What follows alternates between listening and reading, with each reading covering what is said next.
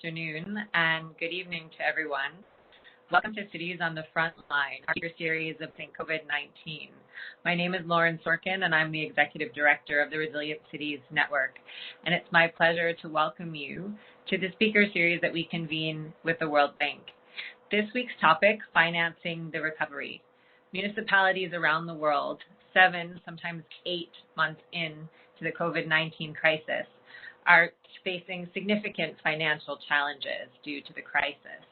And despite this pandemic, resilience challenges related to rapid urbanization and natural disasters still continue to mount.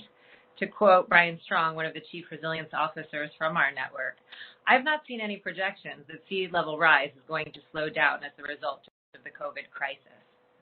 Now, all of our cities are facing similar compounding crisis. And so tonight, we bring together a panel of experts that we'll hear from in just a few moments. Before we do, it is my duty to remind everyone of the ground rules for tonight's conversation. This is a conversation that we bring together for practitioners, for cities, and for experts and partners who want to help cities to respond to the COVID-19 crisis and respond with resilience. So this session is not on the record. We ask that if you want to use the materials from the speakers, that you reach out to us and we will put you in contact with them for their permission to do so. I would also like to remind everyone that you can say hello and let us know who's on the line in the chat. We'd love to hear who's coming onto the webinar, and also that we'll be using the Q&A function that you can find along the bottom of your screen for the live Q&A section, the second half of this series. And with that, it's my pleasure to introduce my co-host for tonight, Francis Ghesquiere from the World Bank. Francis, over to you. Thank you, Lauren. It's a real pleasure to be here. 29th speaker series. It's quite impressive. So on behalf of the World Bank, welcome everyone. Lauren mentioned it. Today's speaker series looks at the impact of the COVID-19 crisis on city finances. And we have 4 speakers joining us today. We are still awaiting Michael Kupkas, who's the Deputy Mayor of Finance and CRO of the city of Thessaloniki. Hopefully, we'll be able to connect in the next few minutes. We then have Priscilla Negreiros, who's the Project Manager of City Climate Finance Leadership Alliance. Then my good friend Kamal Kishore, who's the member of the NDMA, National Disaster Management Agency in India, and the co-chair of the Executive Committee Coalition for Disaster Resilient Infrastructure, which is a large initiative launched by India a couple of years ago. And finally, my good friend and colleague, Roland White, who's the global lead for city management, finance, and governance in the urban team of the World Bank. We have prepared leading question to get our speakers started, and we'll then take a question from the audience to get the conversation going. We have close to 250 people attending today, so I'll ask you to use the Q&A section of the WebEx to ask your question, and please be reassured you will get copies of all the PowerPoint, if any, that is used during this WebEx. So without further ado, let me start with the first question to Roland, since Michael is not there. Roland, you're really leading the work of the bank in financing cities, and you're looking at obviously the impact of this crisis in city finances. Can you tell us a little bit about what you see? What is the general impact of of the crisis on city finances? And then, in particular, on the pandemic effects of the cities to mobilize finance, and probably in particular of the private sector. So over to you, Roland. You have 3, 4, 5 minutes to get us started. Hello, can you hear me? We can hear you, Michael. If you could mute, get started, and Roland will speak. We'll then get to you immediately after him. Great to see you. Thanks, Francis, and good morning or good evening to everyone who's connected to this webinar, as the case may be. Look, I thought it would be good in just responding to this question to start with two basic reminders on the private finance side. And the first is that, private investment at the municipal level, like private investment anywhere, has to be repaid. So any investment that's made from the private sector, whether it's into the balance sheet of a municipality through a municipal loan or bond, or whether it's through a PPP transaction, ultimately has to be repaid by the municipality or by the consumers of the services through tariffs, or in the case of a municipality, say, through general revenues from property tax and so on.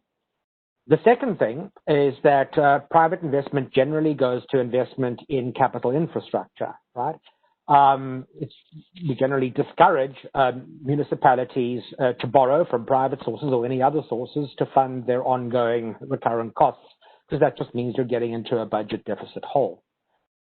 So in that context, and to think about the impact of COVID on municipalities in general, on the finance municipalities in general, and specifically on private finance, what we really need to do most fundamentally is look at the impact on the revenue side and then on the expenditure side simultaneously. And in that context, I just want to share one slide with you. So the World Bank is, can everyone see my screen? Is that okay, Francis? Francis, can you see the screen? Yes. Yes. Okay, great.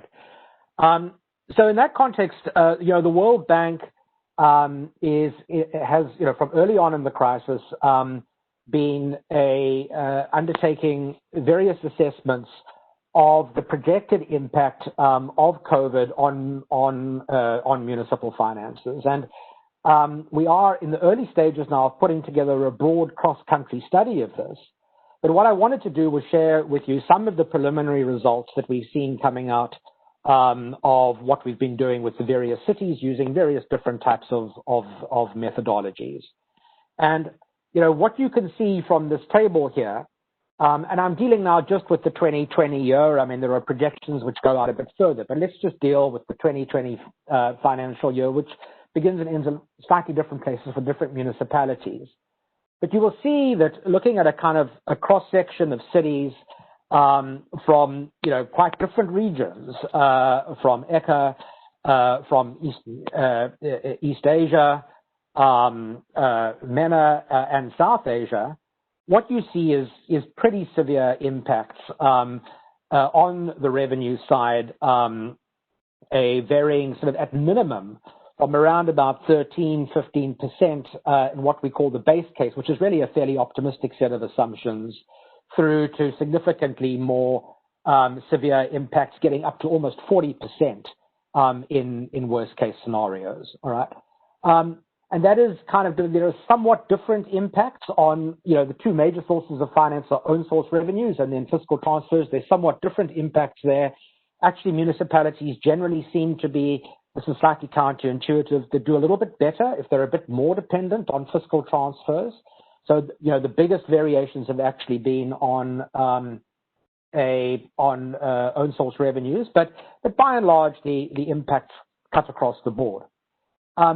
And then secondly, if you look at the impacts on the expenditure side of the budget, there have really been two core things that happened. So on the one hand, and this depends a little bit, obviously, on their functional assignments and allocations, but municipalities which have any significant role in health have, of course, been faced with unanticipated increases in ongoing operating costs for the management of the pandemic, dealing with everything from, the delivery of food parcels and so on, through to the purchase of PPE and various expenditures like that, which they really hadn't anticipated.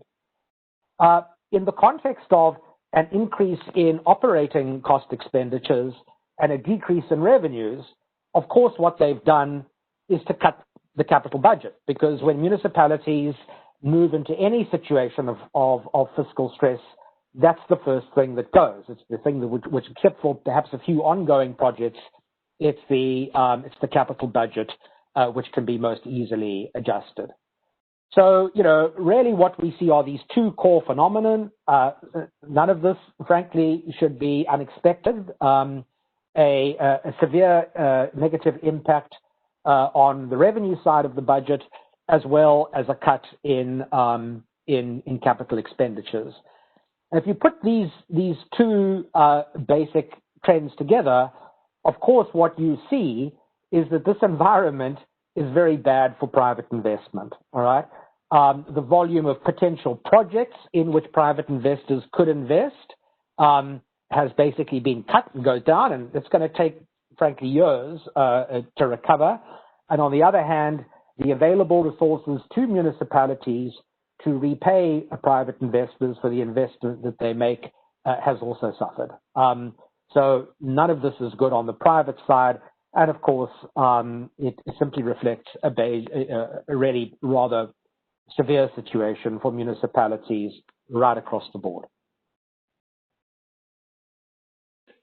Thank you, Roland. Quite a grim picture there, but I think nothing too surprising. Resources are going down and expenditures are going up, but certainly not in capital expenditure. Michael, welcome. It's great to have you. We're going to start with you. We were afraid we were not going to be able to have you, but now you arrived. I'm here. Thank you for joining us. You're responsible for the finances at the mayor's office in Thessaloniki. So we'll move from Roland's general overview of the impact of the crisis on finances in cities all around the world to your specific case. I imagine that clearly life, as someone responsible for finance, has been rather stressful the last year, and at first place, it's still, and it seems increasingly likely that things are not going to get better in the months to come. But what can you tell us of the impact so far, but also of the major risk you foresee if the current health pandemic continues for a prolonged period? So over to you. We're all curious to hear how things are going in your city. Thank you. Stress is my second nature. Thank you for your question. It is my great pleasure and honor to be on the same panel with distinguished colleagues who in one way or another managed the unprecedented demands of the coronavirus pandemic. Firstly, let me introduce Thessaloniki, my city. Thessaloniki is a mid-sized port city situated in northern Greece on Thermaikos Bay, part of the Aegean Sea. The population of the municipality is about 300,000 people, while the metropolitan area hosts approximately 1.12 million. The city has a big history, a 2,300 years history, 3 universities, and hosts 150,000 students annually. You can see our vision from a resilient strategy on a slide on the presentation. Can we move to the next slide? Okay. We are the main municipality that includes the historic center, and we manage a budget of 411 million for 2020. Although our revenue problems come from the national legislation framework, if you can see at the slide, each governmental level has its own jurisdiction, but municipality depends mostly on national funding, 50%, and the other 50% consists of tax fees or rental fees or municipal police tickets. Municipality also has approximately 3,500 employees, including the waste management department. So if we consider that operating costs are 7 million investments and project pipeline are mostly covered by EU funds or by other financial and funding opportunities, such as European Investment Bank, with which we have a very low rate loan of 20 million. Coming to the impact of the pandemic, especially financially, and since now we are facing a third wave of numerous cases, I have to admit that Thessaloniki faced the economic crisis of Greece during 2010, and it was about to bounce back and develop again. But we foresee a different economic crisis that comes from COVID. First of all, is unprecedented how it will end. We have already a 70% decline of our revenues, and we are already funded by national government, but for operational costs. Tourism. The tourism product here in Thessaloniki faces a 40% decline. Businesses and SMEs are closing as the future is very unpredictable, but the biggest financial impact for the city as a whole was the cancellation of the international fair, where we are expected to lose more than 50 million euros. Thus, municipality had to change our budget predictions, and now that we make our project pipeline, we have to explore all our financial opportunities, but definitely we will develop an investment plan. We also see that we may have multiple and countable benefits as we start planning and constructing in a more resilient and sustainable way by measuring indicators, and this is something new for a Greek municipality, by operating in a resilient observatory where we evaluate the implementation of SDGs. An example is that we have increased the bike lanes from 12 kilometers to 20 kilometers to offer alternative transportation methods, but also to start measuring the environmental impact of less usage of cars. Sure, we have to do a lot more, but we should take one step at a time. Another benefit is that the real estate adaptation. Because of the decline of tourism, we see the decrease of Airbnb and the return to long-term rental situation, because students have minimum 4 years accommodation, so it's more secure and of course it's safer for the owners.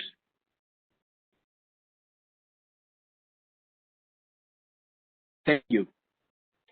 Thank you, Michael. Very interesting perspective from one specific city.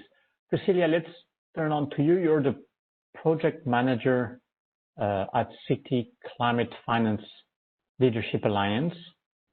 There's been a lot of talk, we even mentioned it today, about greening the recovery and making sure that the effort at restarting the economy is not done at the cost of the environment.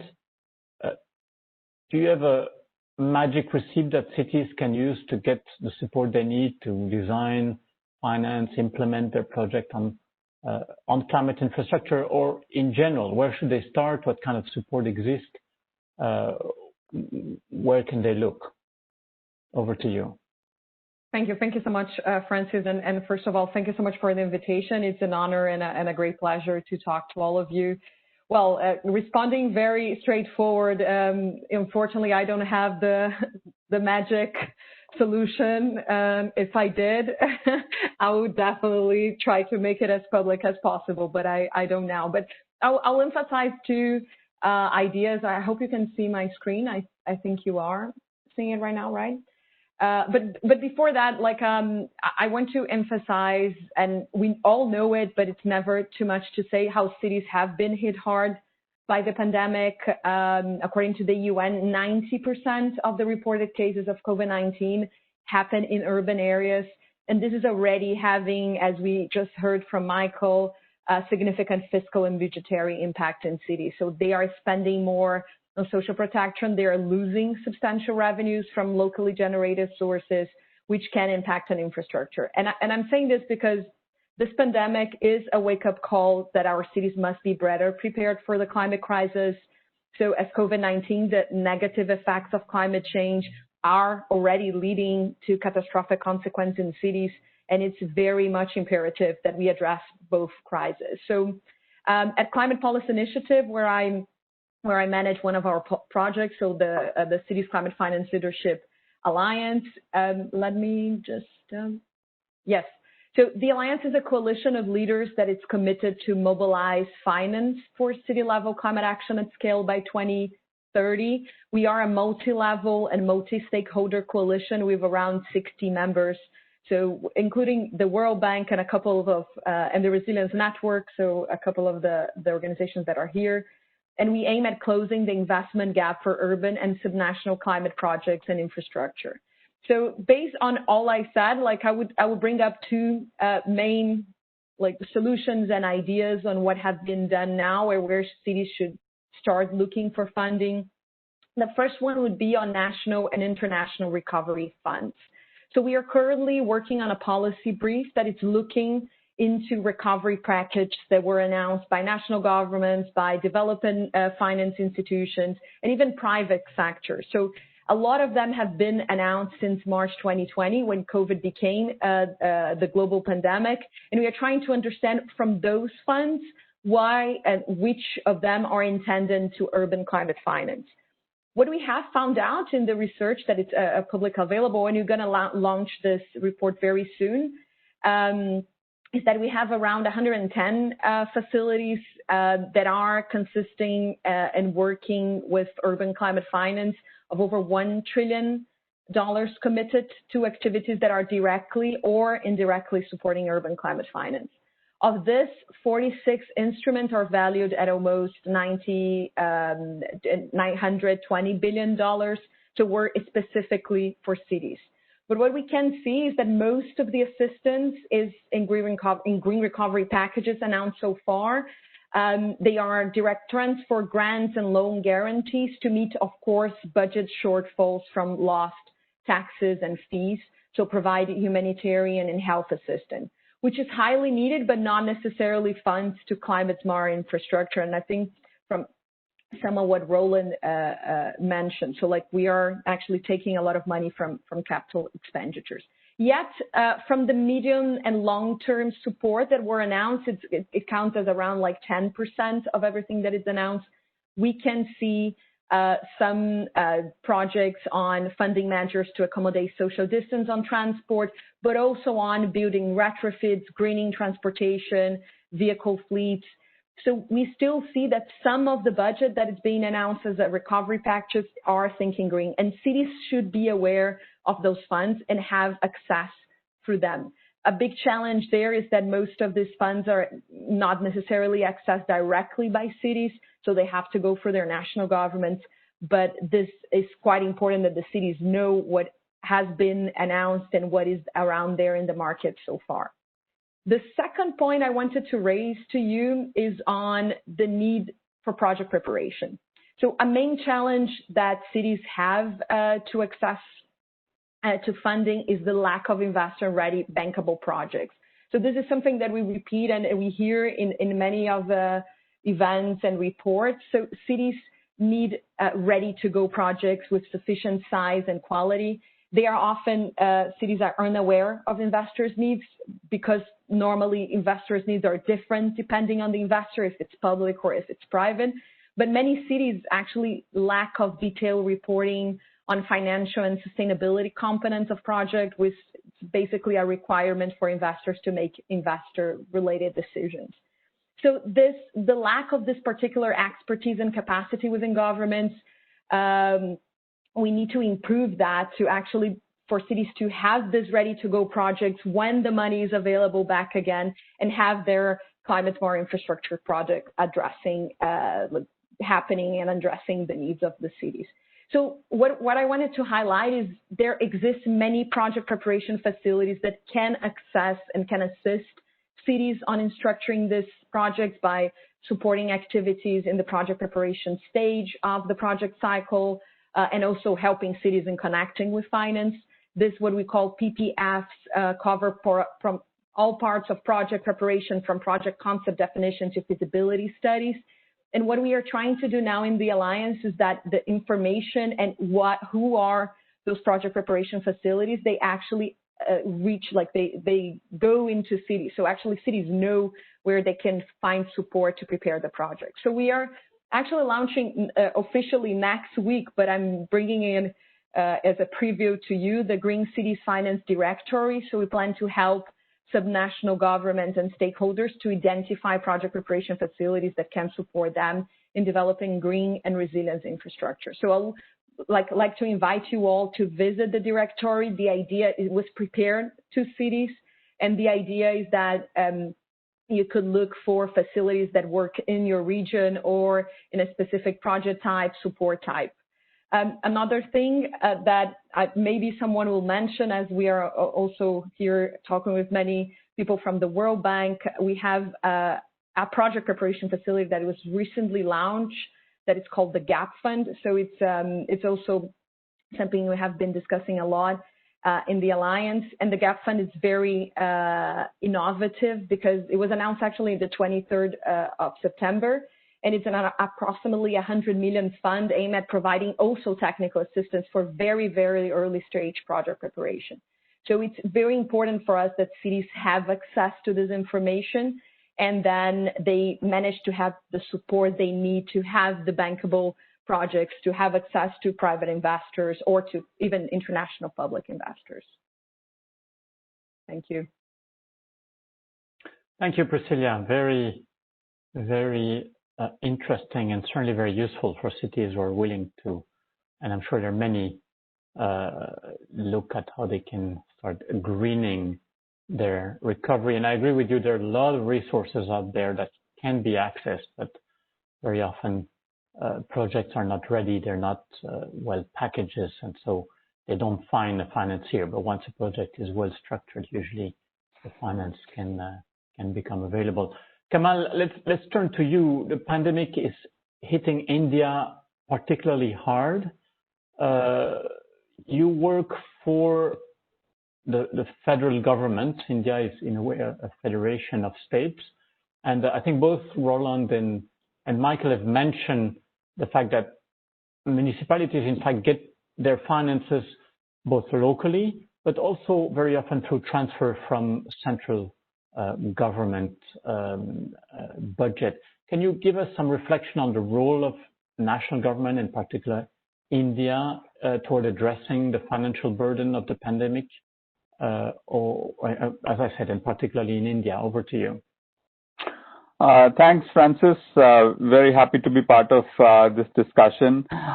Before I answer your central question on how a national government can assist, I just want to highlight one key point. Roland, in his first slide, gave examples of how different cities are doing in terms of revenue deficits and reduction in capital expenditures and so on. There were two cities from India in his slide as well, Ahmedabad and Chennai. But if you cast the net a bit wider, there's a very large variation. So what's happening is Mumbai is not quite how it is playing out in, say, a hill city of Shimla or Gangtok. So we have to be mindful of the differences across cities. The kind of impact they are experiencing is, there are commonalities, but there are also particularities. Also, their ability to bounce back is different depending on where their financing comes from, what is the kind of impact COVID-19 is having on them. So having said that, basically, I would say that there are three areas of priority. where we have to work closely with the cities. And if I were to just describe those in 3 words, is restore basic functions, reduce distress immediately, and build resilience. So restore, reduce distress, and resilience. Now, there are a lot of regular functions of the municipalities that have been eroded somewhat during the COVID-19 for various reasons. There is distress because the tax collection has been deferred or underutilized infrastructure, for example, in tourism. So how do we assist municipalities in restoring those functions? And in some cases, because we are still right in the middle of the pandemic, some of those functions also have to be reappropriated or enhanced to play a public health role. For example, if there's an urban nutrition program, that has to play a bigger role. So direct assistance to those programs to play a larger role in public health. So that's the restoration of functions. The second is looking at distress, particularly for people who are involved in the informal sector. There we have a big economic package announced. Basically, we can look at 3 elements of that. One element is direct cash transfers to people's accounts. Very effective, very welcomed by people who are directly hit by COVID-19 as a result of disruption in livelihoods. Improved access to basic services. And finally, access to credit, access to easy credit, especially in the informal sector. So that is the second package of reducing distress. The third is that, this is truly a wake-up call. One might say that building resilience is a long-term endeavor, but all long-term effort starts in the here and now. Long-term doesn't mean that it can be deferred for the long-term. Long-term means we have to stay with it for a long time. We really have to see how we reimagine infrastructure, not just large infrastructure, but also look at infrastructure which is really people-centered, which benefits people very, very quickly. How do we formalize the informal sector? How do we make informal sector more visible, better counted, their contribution to the economy, better system of social protection for informal sector? How do we look at urban housing? So that there is this whole package of things which we look at, which we can call as a resilience bucket, but it's long-term, medium to long-term, but that is something that has to be financed with national support right now. Long-term doesn't mean that it can wait for a long time. Thank you. Thank you, Kamal. I'm going to pass it on to Lauren now, who's going to lead the questions. Thanks, Kamal. I actually want to pick up on one of the points that you made. I think that you said so eloquently, Kamal, which the long-term efforts start in the here and now. And I actually want to pose a question related to that back to you, Michael, around Thessaloniki. You started the presentation that you made showing us the resilience vision of the city, and then talked us through a pretty grim situation in terms of the decline in finances and the realities.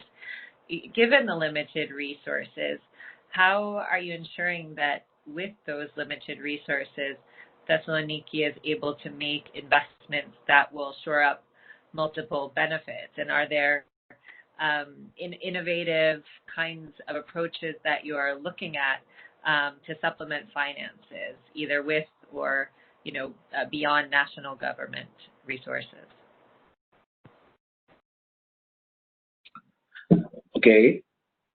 I think that during all this period, we are almost ready to exploit from all the resources given by the EU funds. And I refer to the tax recovery, the recovery fund, the recovery fund, and we wait for this next spring. Up until this period of time, we are trying to complete all the technical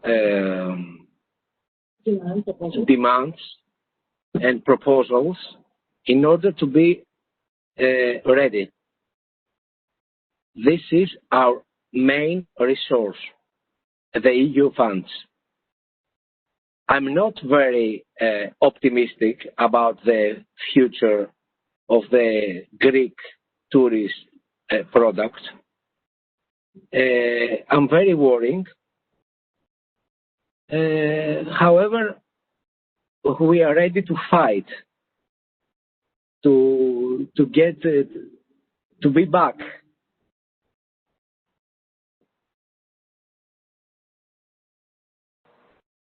Thank you, Michael. We've heard from some of our cities with tourist-dependent economies how much they're trying to create a resurgence in the local market, and maybe that's a topic we'll come back to in another one of our series. I know we've seen a lot of investment, inward investment, here in Singapore, in Japan as well, and our Spanish cities have talked quite a lot about that too. It would be interesting to hear about that in Greece. But I want to now turn a question around innovation and finance to you, Priscilla, because you talked about this new place where cities can find tools for project preparation, and also we talked to us a little bit about the GAP Fund.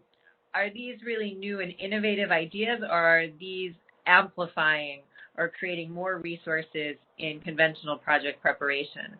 And what do you see as the kinds of innovations that might be needed to accelerate finance for an equitable and green recovery even further?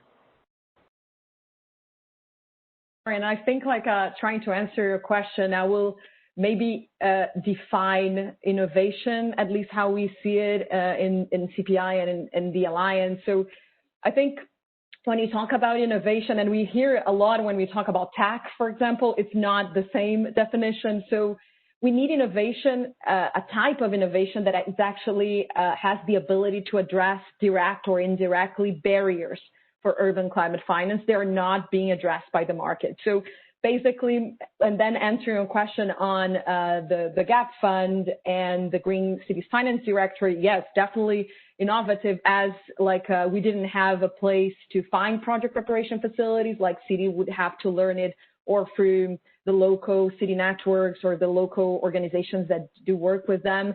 And in the GAP Fund, the innovation is basically, we didn't have a fund that was actually investing early stage project preparation. So I do think they are innovative. So, but just to raise a couple of other innovations in this area that we could think about, and I will do it by highlighting the barrier that they want to address and what we have been working in the last couple of months. So I think the first barrier I want to discuss is on national regulation, and I think Michael mentioned it very well in the case of Thessaloniki. So a lot of cities legally cannot have access to private or international public funds. So for climate finance to reach cities, normally national government and other key partners must work with the city on solutions on how private finance can be effectively used. So in the Alliance, we are trying to find a couple of ideas and solutions for that, and we are working specifically on the role of national development banks. So to overcome the key barrier that cities face in securing and allocating investment to low carbon and resilience infrastructure. So we think that NDB, so national development banks, have a unique position. They have normally extensive knowledge of barriers and opportunities of investment. They are able to access a lot of different sources of funding, so international markets, institutional investors, intermediate, for example, money from multilateral development banks, climate funds. And of course, they are not the same. They're very different among the NDBs, but a lot of them can work directly with cities. So we are definitely working very hard, and we're going to also launch a new report by the end of November on this, trying to understand how cities can improve the work, how NDBs actually can work better to support cities in access finance. Another example would be that I want to raise on innovation and challenge would be that we have an issue that if for big cities, large cities, it's already hard to get access to finance, medium and small cities have even a bigger challenge because a lot of investors from the private side, but also multilateral development banks, so also from public money, they require what we call in the financial world like the minimum ticket size project. So like cities, sometimes they have ready to go projects. The projects are quite good. They will have an environmental impact, but they're not expensive enough. So they have difficulties in finding access. So another solution we are working on is basically trying to develop and raise case studies and understand better how cities can aggregate intervention. So like, how can they pool resources to make investment process in urban climate projects more efficient and reduce the roadblocks limiting finance for small and medium projects? And we are developing this in another group we have that is called the Financial Toolbox. I have a last example, promise to be quick. So it's basically on private investment, and I know that Roland mentioned this, that it's hard for the private investors to reach cities because sometimes they also don't have the right instrument to respond to cities. So like sometimes the financial instruments that exist in the market, they are not ready and to go and to work with cities.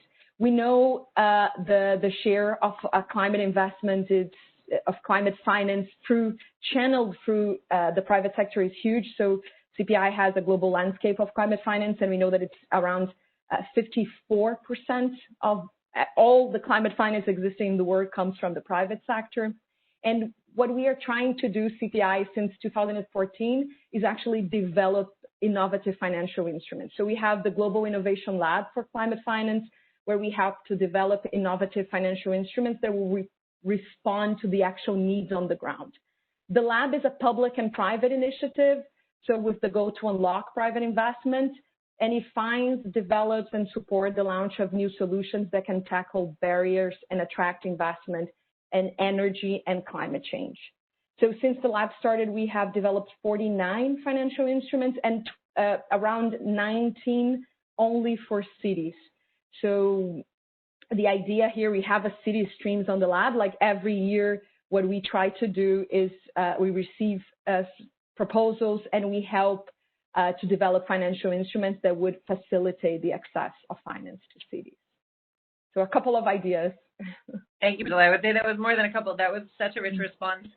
There was a lot there on national governments and how cities can work at the subnational level better with finance, a lot on innovation labs. I think we have a lot of cities who sign into this call, secondary cities in Philippines and Indonesia, several in India, and from some of our African countries as well. So I'm sure they're listening carefully on those responses, and maybe we'll want to follow up with you about how to find examples from your lab and also from some of the other innovations you mentioned. But because you ended with talking about that private sector cooperation, I do want to turn back to you, Roland, and see what you think of that in terms of innovation and, never wasting a crisis. What kinds of opportunities are you seeing right now as cities and state and national governments start to focus on recovery? Are they going to be able to access that private finance in some of those innovative ways that Priscilla was talking about? Yeah, thanks for the question. It probably won't surprise you much, given what I said earlier, to say that at least in developing countries, and at least in the short to medium term, I don't see the crisis ushered in by this pandemic as being very conducive to generating a lot in the way of private sector financing opportunities. I think we need to be very realistic about this. I think it's important to understand that in developing countries, and this is not true really of developed countries, the situation is quite different in these two different environments.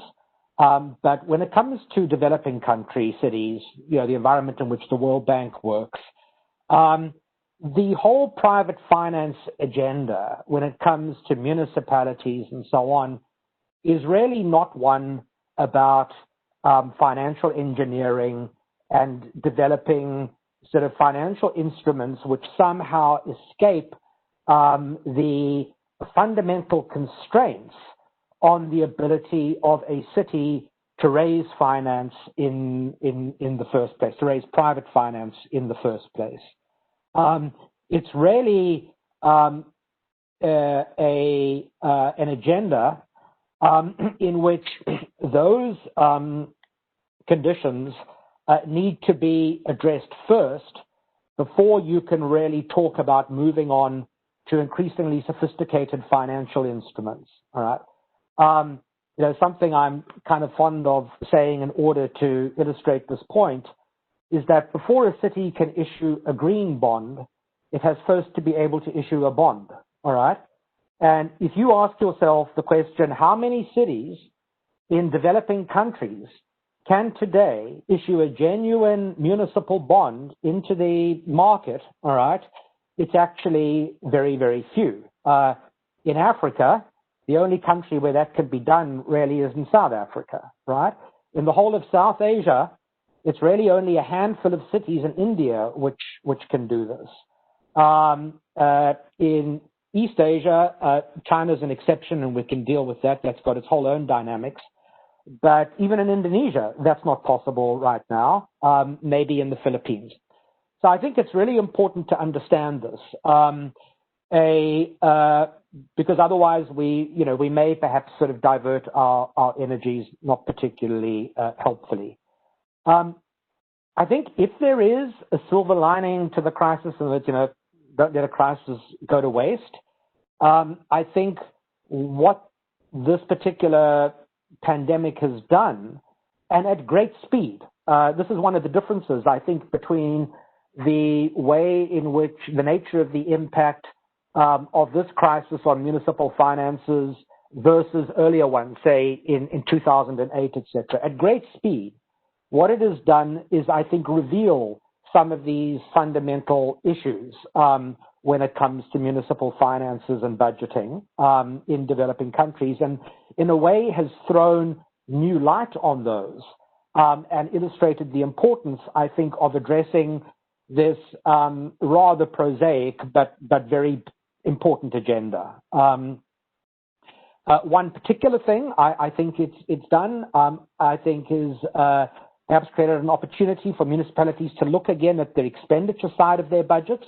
and ask themselves whether the way in which those expenditures are currently structured is necessarily the most useful way, and the kind of fiscal pressures to do that, I think in a sense are quite helpful in terms of leading to those re-examinations. But I really think it's at this rather, as I say, basic level that a lot of sort of forward-looking energy needs to be focused. Thanks, Roland. I think those are good reminders that there are very different capacities and track records and even policy enabling environments for municipal finances in the different places where we're working.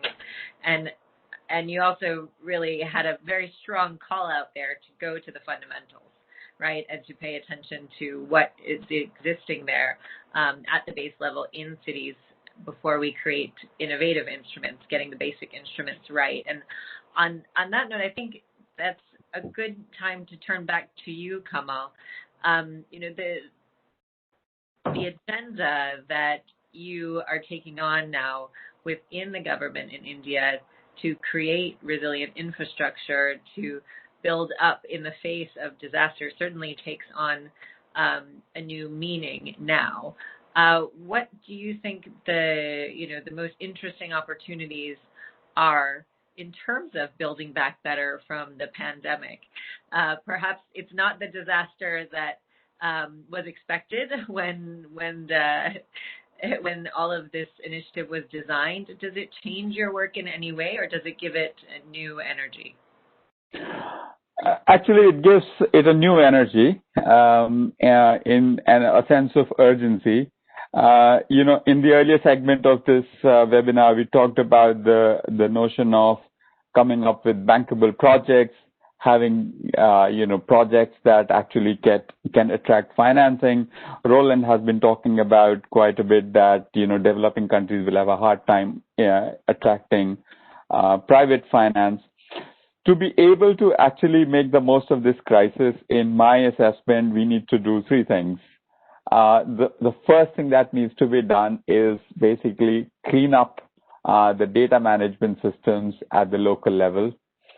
If we don't have good data management systems, how many people are working in informal sector, how they are impacted, how do we quantify their contribution to the economy, what is the impact of earlier development financing in terms of outcomes, data on that, putting out data on municipal finances themselves in the public domain. I think the brass tacks, the really tedious work of cleaning up those systems at the municipal level. The second thing that we need to do is really create capabilities, and that's where the work that we are trying to do under the Coalition for Disaster Resilient Infrastructure comes in. The capability to plan, capability to think about resilience over the long term, capability about thinking infrastructure from a local, people-centered perspective rather than from a national mega project perspective, reimagining urbanism, looking at the linkages between urban and peri-urban. So all of that requires capabilities at the local level, not just at the national level. So I think we really need to push that with a greater sense of urgency. And in the coming months, the third bucket of what I think we need to do is really proactively, till we can attract financing, private financing, explore very proactively convergence between various streams of financing that exist. So the financing that comes from the federal government, the financing that comes from the state government, the financing from ongoing projects. There is financing available for developing historical areas of cities. There is financing available for ensuring that there is greater reliability to power supply. So all of that, rather than dealing with them as separate verticals, we have to really think about it in a cohesive fashion and make the most of it. And that requires capability to plan, capability to think through these things at the city level. So I think to basically converge, to clean up the mess on data and create capabilities. If we did that, I think we will be able to, we'll have a fighting chance of riding through this current crisis. Thank you. On what you're saying, there's a great question from Sumit Argawal, who, by the way, is one of our best contributor in terms of questions every week. It's a question for you, and maybe then also to Roland. But he's asked, in this framework, how do we actually also prepare for such eventuality in the future? Can we think of buffer funds? Can we think of special bond system? Can we think of particular financial mechanism? And this links to another question asked by John Graham, also online, which I think would be interesting for you, or Michael, which asks, doesn't all this support bring dependency? And is there light at the end of the tunnel for Thessaloniki? You mentioned that your biggest source of financing is the EU, the European Investment Bank. Do you see light at the end of the tunnel when Thessaloniki will be able to stand on its own feet, or do you think that's something that's going to have to continue for the longer run? So basically, a stream of questions starting with you, Kamal, then Roland, and then we'll finish with Michael, and maybe Cecilia, you'll have a last word. We're going to go over time, but let's try not to go too much over time. Thanks, Francis. I'll answer that in two parts. The first part is that, yes, we definitely need a more predictable mechanism to finance response as well as recovery to crisis of this magnitude. And in that, we are making progress. The Finance Commission of India has just started a window on recovery and reconstruction financing, which we haven't had before. So we will have a significant chunk of money in a predictable fashion for a period of 5 years for all the states, including at the local body level. But what COVID-19 is showing us is that even all of those preparations could really be thrown off, because pandemic is not entirely unexpected, but the way it has unfolded has thrown up many surprises. So buffer funding will never be enough. So what do we need to do? There is no substitute for having the fundamentals right at the local level. If you do not have data on how many people are working in informal sector, where they live, what is their access to basic services, including public health services, then and that's for COVID crisis. There could be other crises. I think those fundamentals, data management systems, capabilities for planning at the local level, they are fundamentals. The fundamentals, if they are not strong, it is very difficult to rise up to the occasion and fight a big crisis like this one. Roland, do you want to take over from here? I'll just try and say something very brief. I mean, I think there are kind of two ways of trying to look at this. The one is, how can cities prepare themselves to deal with such things alone? And the other is, how can cities and national, perhaps intermediate state level governments look at how they help cities handle these kinds of crises as part of an intergovernmental fiscal system, right? With respect to the former, how cities try and handle this alone, I mean, the typical sort of examples here are building up reserve funds and so on, so that you've got some source of financing to go to when you experience these short-term shocks. And some cities have been able to do that. I mean, where I live in sort of Washington, D.C., after having had a major crisis in the late 90s, got themselves back onto a very sound financial footing and have built themselves a set of reserve funds over time, which they've been able to draw down on. And that sort of thing has been very helpful. But I will hasten to add that there are very few cities that have demonstrated the fiscal discipline to do that very successfully and in a sustained way. And again, very true of developing countries where their resources to revenues to kind of provide the initial revenue inflows to those funds are also quite limited. So I'm not very optimistic of simply relying on that.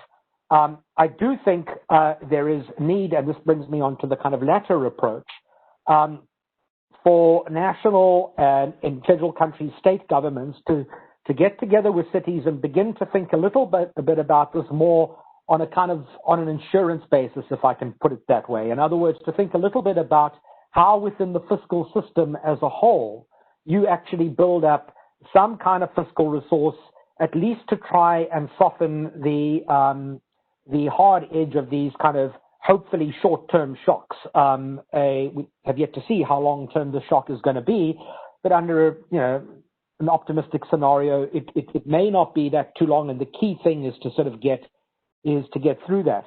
The one interesting thing that our work does show, and this is a little bit, I kind of alluded to this a bit earlier.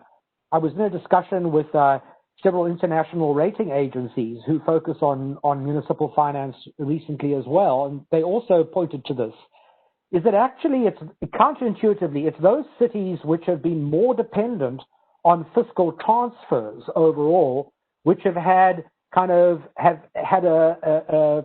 less severe impact than those that are more dependent on their own source revenues, where the impact has been less, because the central government, I think, has tended to compensate for that and has the ability to do that in a way in which the local tax base doesn't. And so I think that actually points to the importance of trying to develop some kind of fiscal instrument, which is not reliant purely on cities' own resources, but brings these together as a way of trying to prepare for these crises in future. It's not the only solution, but I think that's the general trajectory of discussions in this area. Thank you, Roland. Let us now turn to Michael. My question is a bit more leading. Is there light at the end of the tunnel? And then we'll go to you, Priscilla. You'll get the honor of the last word before the closing by Lauren. Okay, thank you. Well, according to our resilience strategy, we have to take this challenge and to turn the disadvantage into an opportunity. The basic problem for Thessaloniki and other municipalities in Greece is the strict legislation. The national government has the ultimate financial control, and we depend on the national funding that diminishes year by year, especially after the economic crisis of 2010. First, we have to demand a local financial independence and to start talking for funding opportunities under our investment plans directly with European and non-European international stakeholders. We may use our data collecting system and the indicators evaluation in order to prioritize our needs and to promote schemes and projects with more, let's say, holistic and sustainable impact. For example, Thessaloniki has under construction basic development projects that are not under its direct jurisdiction. The port of our city, which was privatized 2 years ago, and it will be refurbished to develop for bigger markets, so bigger opportunities. The airport is expanding, seeking for touristic development for the North Greece, hopefully to recover after the pandemic. So it's now opportunity for us, a municipality, to take advantage and to future-proof and improve our infrastructure to become more resilient in order to absorb all the positive impact from projects like this and help businesses and SMEs of the city to remain alive for better days. That is the point of resilience after all. Mitigate the effects, adapt, bounce back, and revolute. Thank you. Thank you very much, Michael. Priscilla, over to you for the last word. Good, thank you. And I will try to be very brief and echo a bit what Michael said. So like responding to the first question maybe, and I was thinking what could we do better to actually solve this crisis if something similar happened, and definitely something related to the climate crisis. And I think I'll mention two things. So one, cities should have more access, direct access to public international funds. And this is exactly what Michael mentioned. Some funds have direct access to cities. We could see with the EIB, EBRD, but a lot of multilateral development banks don't give direct access to cities. So this brings other hurdles and challenges for actually cities to be able to get these funds and fund and finance their infrastructure climate projects. So this is something that we actually need to change, and we need to start thinking on solutions to that. And finally, I think my last point is we see, and from the research I mentioned in the beginning, there is a lack of instruments and facilities dedicated to urban climate finance. More and more we see that multilateral development banks and developing finance institutions have areas that are dedicated to cities' urban climate finance, but still very small compared with the need that we have in terms of climate finance in cities. So basically we are all the time repeating that 70% of the population will be in 2015 cities. That's exactly where we need to be investing on, but we see that a lot of financial institutions are not actually changing their priorities to respond to the urban climate finance needs. So I will finalize with this plea that we definitely need to learn the lessons with this crisis and improve the way our financial institution works. Thank you. Thank you, Priscilla. Thank you, Michael. Thank you, Roland, and thank you, Kamal. Such impassioned, wise remarks that are difficult to summarize, because there was so much richness there, but very clear that there are some very strong advocates here for getting more climate finance, regular conventional finance capacity, and private sector support to cities. And I think there are a bunch of continuing conversations that need to happen as follow-on from all of your remarks. In that vein, I just want to say, again, thank you all for making the time and for sharing your perspectives, in particular at such a busy time for you, Michael and Kamal, who are on the front lines in your own city and helping many cities in India to confront very difficult times. Thank you so much for making the time to be with us tonight. We really, really appreciate it. Thank you. Thank you all. Thank you so much. I am going to let you know that the next speakers series, this next Cities on the Front Line, will be held on the 12th of November. So for the next 2 Thursdays, we're not here, and then we're back on November the 12th. The subject is resilience leadership. We'll be hearing from several CROs and CEOs who took part in a learning process with the resilience shift, and we'll be looking at the qualities of resilience leadership. So please join us for that. And also, for those of you who have been tuning in to 1, 2, or who are our very regular participants in the series, we are sending out a survey for our audience members. You'll see it coming through to your email in the next couple of days. Please respond and let us know how you've been enjoying the series, what we could improve, and what you'd like to see as topics in the coming sessions. And with that, I just want to wish everyone a very safe and healthy end to the week. Take very good care. Thank you all. Good night from Singapore.